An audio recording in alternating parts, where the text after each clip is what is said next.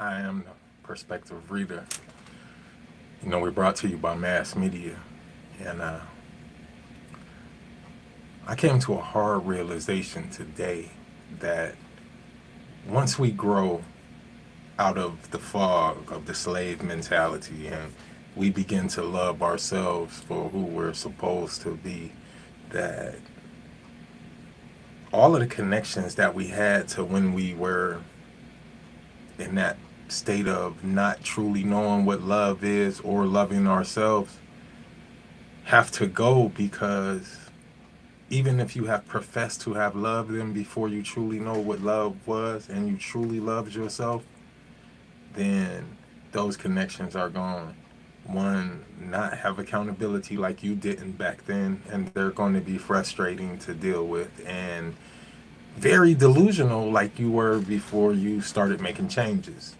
And if you haven't made it to that point yet, I invite you to, reach out and possibly get some suggestions on some first steps towards making those changes. But for me, that love came with just talking to God out loud, like having conversations, hearing myself talk to God out loud is like hearing myself talk out loud to a therapist.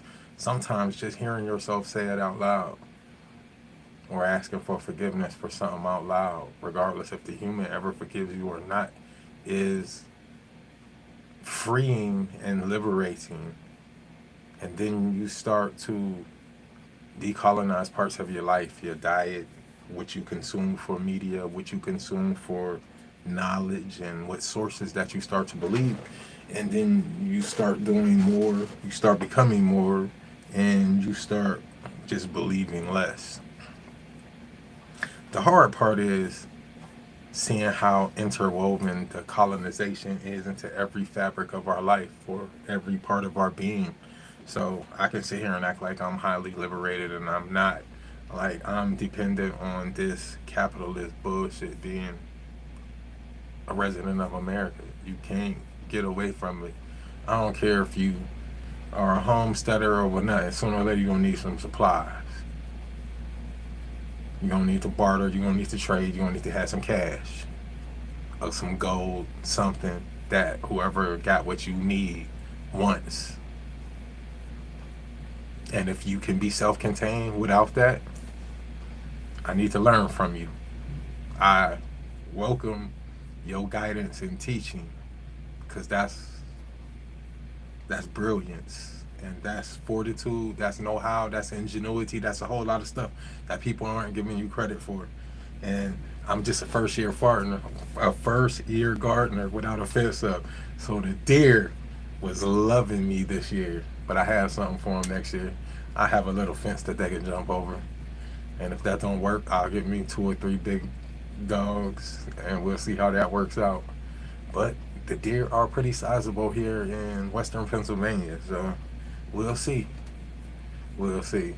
If I have to just go with higher fences inside the 6 foot fence with the raised beds and stuff, I will do that for the individual fences.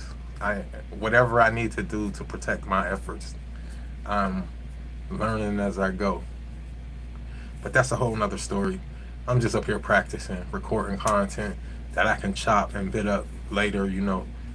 I never have seen a failure in just capturing content and getting ideas recorded. So for you to use or to distribute to other people who might need a spark with something. And that's cool. That's cool.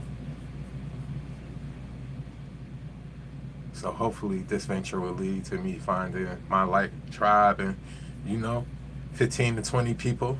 And hopefully, we get like 65 acres and start some communing, some lifestyle, some just living, building, educating, like doing our own thing, like protecting and loving each other.